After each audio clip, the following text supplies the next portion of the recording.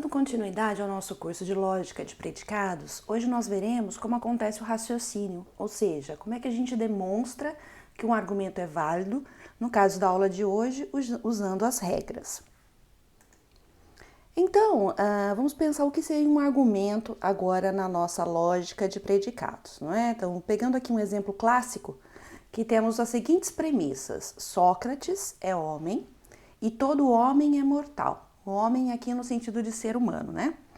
E aí a gente quer verificar se a seguinte conclusão decorre das premissas, ou seja, se esse argumento aqui é válido. Então eu quero verificar se a conclusão Sócrates é mortal decorre das premissas que foram apresentadas. Então, se a gente for dar uma olhada na lógica proposicional, essas premissas, esse argumento, ele seria mapeado dessa maneira, não é? Então eu teria a primeira premissa aqui em azul, que é Sócrates é homem. Na lógica proposicional, a gente mapearia isso como uma proposição, né, como uma fórmula atômica, como um átomo, né? E aqui a segunda premissa, que está aqui em verde, também seria outro átomo, né? Então a gente vê que a lógica proposicional tem aquela limitação que eu não consigo relacionar as informações. Então, por exemplo, aqui está dizendo a informação, a propriedade, né, de ser um ser humano. Na primeira premissa e da segunda premissa, essa relação se perde na lógica proposicional, né? Na lógica de predicados, nós já conseguimos mapear essa relação. Então, na lógica de predicados, a primeira premissa ficaria o predicado homem, né, o predicado ser humano, com a constante Sócrates, para dizer, para representar essa premissa, que Sócrates é homem. Então, Sócrates, constante, tem a propriedade de ser humano. Tá? Por isso que foi mapeado assim, como uma fórmula atômica. A segunda premissa, ela faz uma afirmação sobre todo o conjunto de seres humanos. Então, esse todo homem que tem aqui, ele é representado como uma quantificação universal. Então, para todo x, de tal maneira que esse x seja um ser humano, então implica que esse x é mortal, né? Então, lembrando, toda vez que nós temos um quantificador universal, nós fazemos uma implicação, não é? Então, eu tenho essas duas premissas e a conclusão que eu quero demonstrar é que, logo, né, portanto, o Sócrates é mortal, tem a propriedade de ser mortal, tá? Então, vejam que agora eu tenho um argumento na lógica de predicados que ele consegue relacionar as propriedades de ser humano e ser mortal, que estão nas premissas e também na conclusão. Então, nós continuamos chamando o lado esquerdo do símbolo de argumento de premissas ou hipóteses e o lado direito de conclusão. E o que nós vamos ver na aula de hoje é como utilizar as regras de inferência e de equivalência, algumas novas, poucas novas regras que surgiram para lidar com esses quantificadores. Como é que nós vamos utilizar isso na lógica de predicados para demonstrar que um argumento é válido?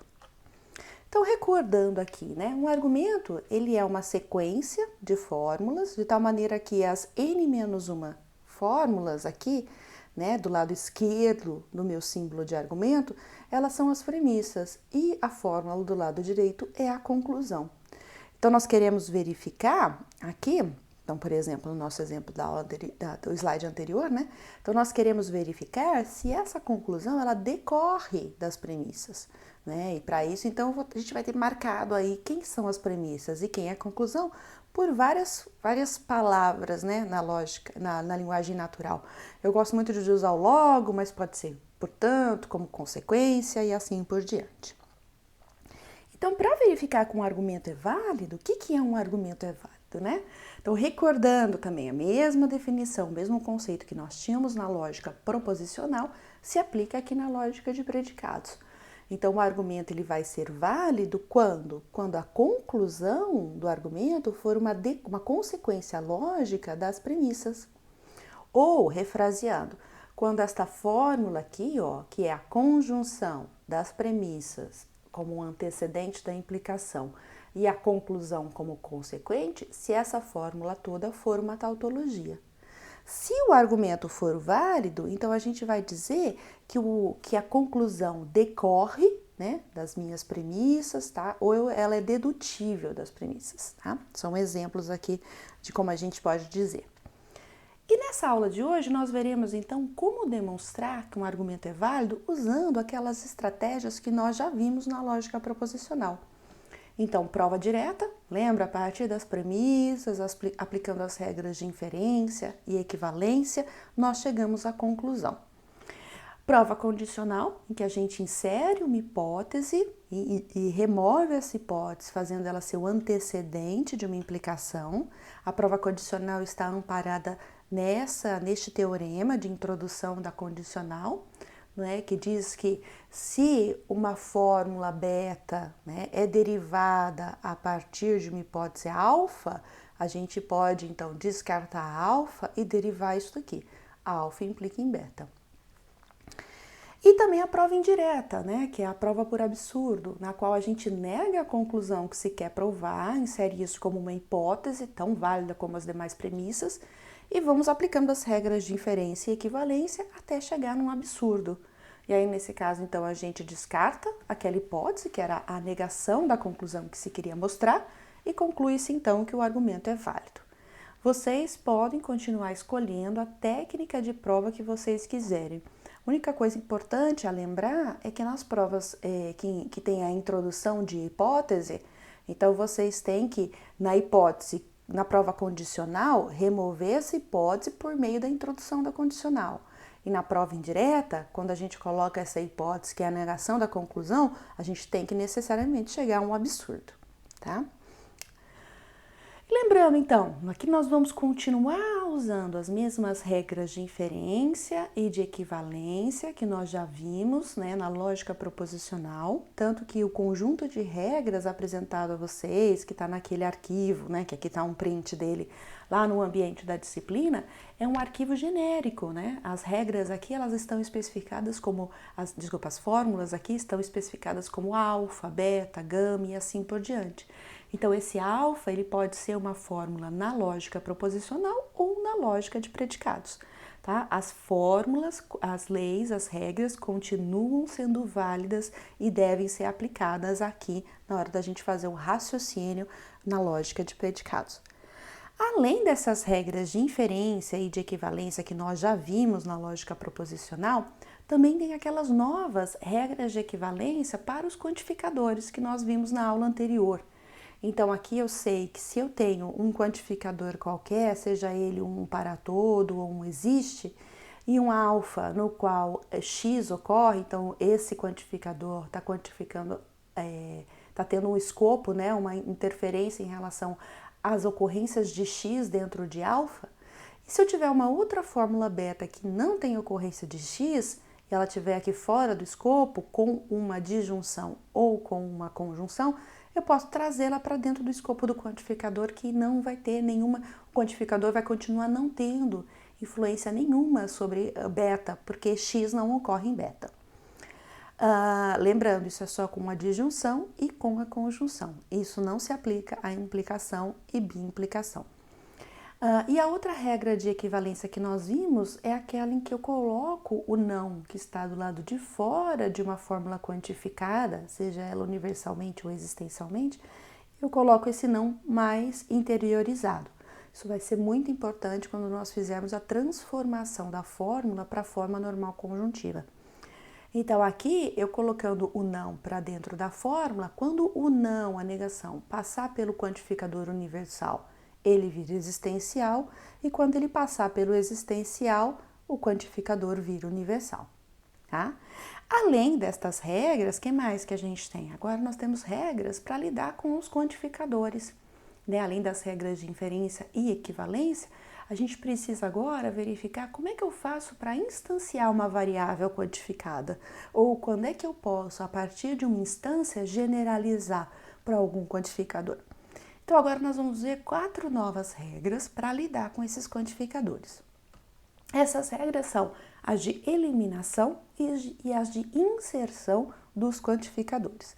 Então, a eliminação de um quantificador, o que ela faz é uma particularização ou uma instanciação daquela quantificação. Então, aqui no caso, eu tenho um exemplo de uma quantificação universal, que diz, olha, para todo x, a propriedade P é válida. Então, se eu estou dizendo que a propriedade P é válida para todo x, então ela é válida para um elemento do domínio que está sendo definido dessa fórmula, não é? Então, se P de x é verdade para todos os elementos do domínio, então ela é verdade para o elemento C. E esse elemento C é definido de acordo com o escopo da fórmula, tá? Eu também tenho a eliminação existencial. De maneira análoga, se eu sei que existe um x para o qual aquela propriedade é verdadeira, então eu posso dizer que esse x é um C. Ele assume o valor C. Então, P vai ser verdadeiro para um C, tá? Então, utilizando uma dessas fórmulas, regras aí, o que a gente vai ter? Aqui no nosso exemplo do início da aula, eu sei que eu tenho duas premissas, não é? O fato de Sócrates ser um ser humano e o fato de todo ser humano ser mortal.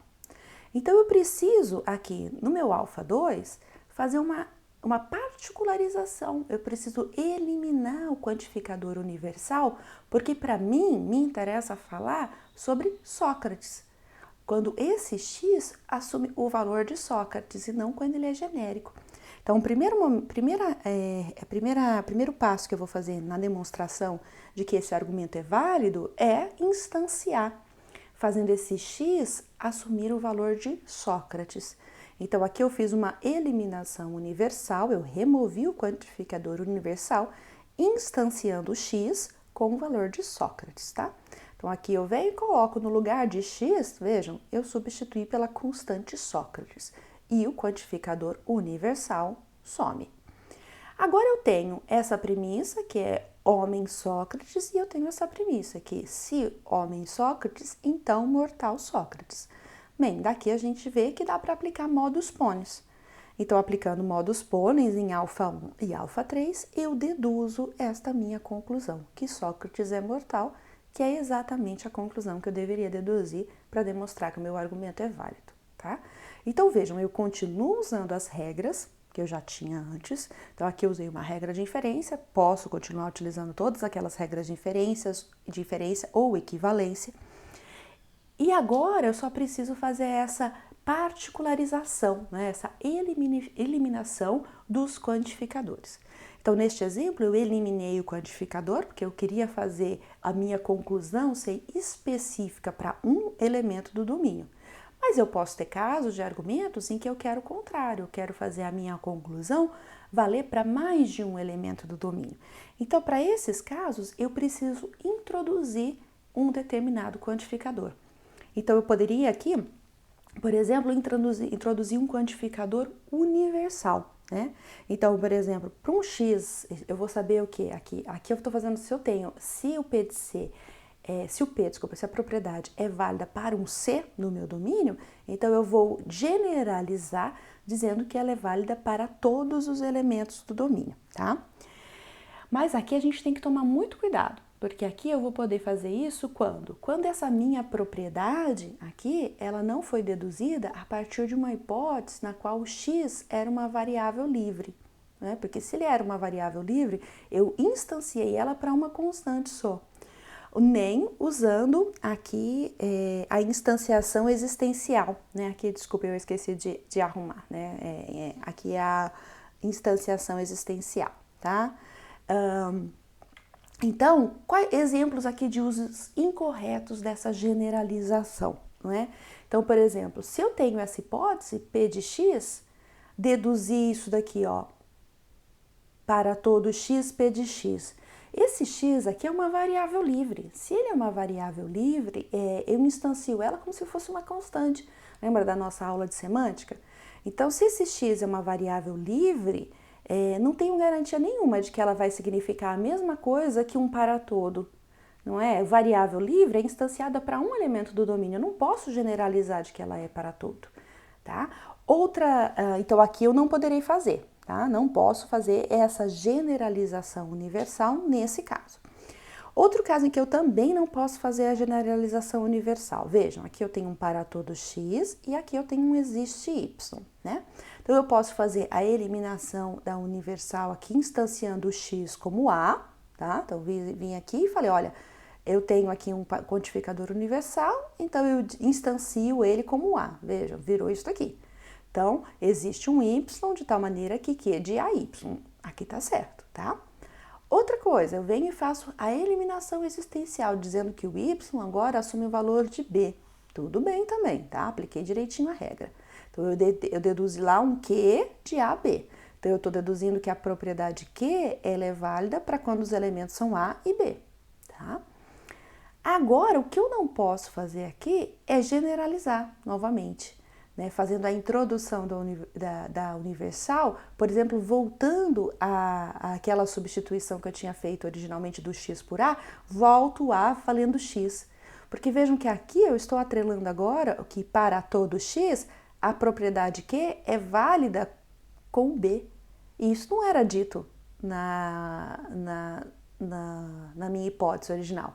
Lembra? Na hipótese original eu estou dizendo que para todo x existe um y. Aqui eu estou chegando ao fato de que para todo x, esse y é b. É como se eu estivesse dizendo aqui, olha, para todo ser humano, existe alguém que é mãe desse ser humano. Aqui eu estou deduzindo que para todo ser humano, a mãe é b. Não é? É falso isso, né? Nem todo mundo é filho de b, tá certo? Então, esse daqui é o outro exemplo de caso de uso incorreto da generalização universal. Então, a generalização universal é a que nós temos que tomar mais cuidado, tá certo? Para verificar como que a gente faz esse raciocínio, tá? Mas é só tomar cuidado na hora de vocês usarem. Se vocês tiverem dúvida, né? Opa, a partir de um valor só, ou estou atrelando a um único valor, então são casos em que não pode usar, não posso depois generalizar para uma quantificação universal. Tá? A gente vai ter exemplos também disso, de usos corretos também para vocês tomarem cuidado. E outra introdução que a gente faz é a introdução existencial. Essa já é mais tranquila, né? Porque eu sei que se P é verdadeiro para algum ser, então eu posso tranquilamente dizer que, olha, existe um X do meu domínio para o qual P é verdade, não é? Afinal de contas, é exatamente isso que isso aqui quer dizer, não é? Olha, é verdade para um elemento do domínio, então eu estou dizendo a mesma coisa aqui. Existe um elemento do domínio para o qual isso é verdade, tá? Vamos ver, então, um exemplo de uso, né, dessas regras aqui na aula de hoje, tá? Então, eu trago para vocês um seguinte argumento. Então, eu trouxe um argumento em língua natural, e esse argumento nós vamos, então, primeiro passo, mapear ele para a lógica de predicados e depois de montado o argumento, aplicar as regras de inferência e equivalência para poder mostrar que o argumento é válido. Então, o argumento diz o seguinte, olha, um aluno desta sala não leu a apostila. Primeira premissa. A segunda premissa, todos os alunos desta sala foram bem na prova. Aí eu tenho a conclusão, olha, logo, algum aluno desta sala que foi bem na prova não leu a apostila, tá certo? Então vamos mapear, tenho as propriedades aqui, ó, aluno, né? O aluno desta sala, bem, não estamos falando de outra sala, né? Então eu posso simplesmente usar o predicado aluno, tá? Não precisa ser muito específico quando desta sala aqui não fizer diferença, né? Então o aluno, né? Olha, o não aqui é um conectivo. Nós temos um outro predicado, que é o predicado aqui, ó, ler a apostila, não é? Então, eu posso fazer o leu ou ler, não é? Com o aluno aqui vai ser o meu sujeito e a apostila vai ser o meu objeto, né? Aí eu tenho uma outra premissa que ela é uma afirmação genérica, né? Todos os alunos dessa sala foram bem na prova, tá? Então, vamos ver como é que a gente mapeia isso daqui. Então, no primeiro, eu disse, olha, um aluno desta sala não leu a apostila. Então, quer dizer que existe, não é? Existe um aluno desta sala, tá vendo? Existe um aluno e esse aluno não leu a apostila, tá vendo? O mesmo aluno aqui que eu tô dizendo que esse X é aluno, eu tô dizendo que foi esse X que não leu a apostila, tá? Eu tenho também uma outra premissa que diz, olha, todos os alunos dessa sala foram bem na prova. Então, para todo X, se esse X é aluno, implica que ele foi bem na prova. E a conclusão a qual eu quero chegar, então, que algum aluno desta sala, então existe alguém que é aluno dessa sala, foi bem na prova, viu? E não leu a apostila. Tudo bem? Da mesma maneira que eu fiz aqui o foi, o leu, podia ser ler, podia ser ir, tá? Da mesma maneira que eu coloquei só leu, poderia ser leu a apostila X, ou aqui poderia ser foi bem, prova X, tá? Por quê? Porque no nosso exemplo isso não faz diferença. Tá? Eu sempre peço para que vocês façam os predicados o mais genéricos ou flexíveis possível para a gente poder aproveitar. Porque aqui nesse exemplo só tem o leu apostila, mas poderia também ter uma premissa que dissesse leu livro. Ou então eu só tenho o foi bem na prova. Poderia ter uma outra que dissesse, uma outra parte aqui do meu argumento que dissesse que foi mal na prova, tá? Então, dependendo do argumento, né, de como ele está realizado na língua natural, vai fazer diferença da maneira como vocês definem os predicados. Por isso que eu sempre falo para vocês serem os mais genéricos possíveis, ou pensar em predicados com maior poder de reuso, tá? Então, é uma metodologia, uma prática, não é, que é interessante vocês terem, porque vai ser útil em outros momentos da disciplina. No caso de agora, não é, né? Tanto faz. Mas em outros momentos pode ser diferente, ter resultados diferentes, tá? Então eu montei meu argumento e agora nós vamos demonstrar que esse argumento é válido, né? Então aqui está o meu argumento montado, tá certo? Eu tenho essas minhas duas premissas. E o que eu faço para fazer a demonstração do argumento? Vou mostrar para vocês passo a passo. Então, a primeira coisa, veja, olha, o argumento a conclusão, a qual eu quero chegar, ela é uma conclusão que ela envolve os predicados aluno, o foi bem na prova e o leu, ou seja, ela é uma conclusão que envolve todos os três predicados que eu estou usando, né? Então, lembra do que eu estou fazendo aqui com vocês? É da mesma maneira que eu fiz na lógica proposicional, que eu disse, né, dei a dica para vocês de olhem quem são as suas premissas, olhem qual é a conclusão a qual você tem que chegar. E aí tracem mentalmente o caminho para chegar lá, não é? Antes de começar a fazer a prova. Então aqui eu quero chegar numa conclusão que envolve todos os meus predicados. Então essa primeira parte aqui, olha, aluno e não leu a apostila, tá aqui, ó, na minha conclusão. Então aqui eu já tenho essas partes. O que eu preciso encontrar é esse foi bem X na prova, tá vendo? Que ele é o consequente desta implicação. Então, eu preciso deduzir esse consequente para eu poder unir todo mundo aqui na minha conclusão, tá? Então, como é que eu vou fazer? Primeira coisa, tá todo mundo aqui tá instanciado, né? Quantificado existencialmente, aqui universalmente, aqui existencialmente. Então, eu vou eliminar esses quantificadores para que eu possa manipular essas fórmulas sem ter esses quantificadores aqui, entre aspas, atrapalhando, não é? Então, na minha primeira premissa, eu posso quantificar esse x, eu vou quantificar com valor A, tá? Genérico, viu, gente? Eu chamo aqui, eu uso A, B, C, uma questão de simplesmente dizer que é um elemento do domínio. Se a gente não está fazendo, na conclusão, não tem a instanciação de um elemento específico, então eu vou usar esses valores genéricos e sugiro que vocês façam o mesmo na prova. Então, eu simplesmente instanciei aqui, né? Fiz, olha, o aluno A e não leu a apostila, tá? Então, simplesmente eu peguei o alfa 1 e fiz uma eliminação desse existencial aqui, fazendo o x assumir o valor A. Aí, daqui desse alfa 3, eu peguei só a primeira parte por meio da regra de simplificação, tá? Então, aqui é muito fácil da gente ver que eu estou aplicando as regras, não é? Então, eu olho para isso, eu vejo um alfa, eu olho para isso, eu vejo um beta, tá vendo? São duas fórmulas. Eu simplesmente apliquei a regra de simplificação, que diz, olha, de alfa e beta eu posso deduzir alfa, tá? Então, tá aqui, é uma parte só da minha fórmula anterior. Eu também faço a eliminação do universal na segunda premissa. tá? De novo, hein, pessoal, a ordem que eu aplico essas regras aqui é indiferente, tá? Vocês podem fazer todas as eliminações antes e depois sair aplicando as demais regras, fiquem à vontade. Então, o aluno A, então aqui eu instanciei, né, X como A também, novamente, pode parecer gambiarra, você fala assim, nossa, mas você está instanciando com o mesmo valor, professor, é para dar certinho. Sim, mas olha aqui, isso é um para todo X. Eu posso instanciar para qualquer elemento do meu domínio, tá certo? Então, eu faço aqui, olha, A implica em foi A bem na prova, tá vendo? Aí, por modus ponens, eu aplico alfa 4 e alfa 5, então eu tenho a premissa, né? Tenho aqui um antecedente, eu tenho um antecedente implicando no consequente, então eu tenho um consequente por modus ponens. Eu também tenho aqui, ó, na alfa 3, por simplificação, né? Eu quis quebrar, né? Na verdade, nem precisaria, né? Eu poderia usar o alfa 3 direto como ele está, mas eu quis quebrar aqui como um alfa 7 numa simplificação. E aí, meu alfa 8 vai ser juntar todo mundo, né? Aqui no alfa 8 eu juntei o alfa 4, não é isso? Isso.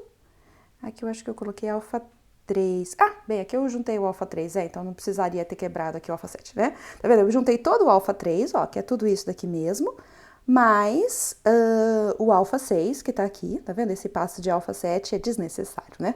Então eu juntei o alfa 3 com o alfa 6, olha, por meio da minha conjunção. Se eu tenho as premissas separadas, né, ou premissas ou fórmulas derivadas separadas, posso juntar todas por meio da conjunção. Agora eu tenho quase a conclusão a qual eu quero chegar. Por que quase? Porque aqui ele está instanciado e na conclusão ele está quantificado. Então eu preciso fazer o quê? Uma introdução do existencial. Então aqui eu tenho, olha, os As, né? Então eu preciso substituir esses As transformando eles em variáveis.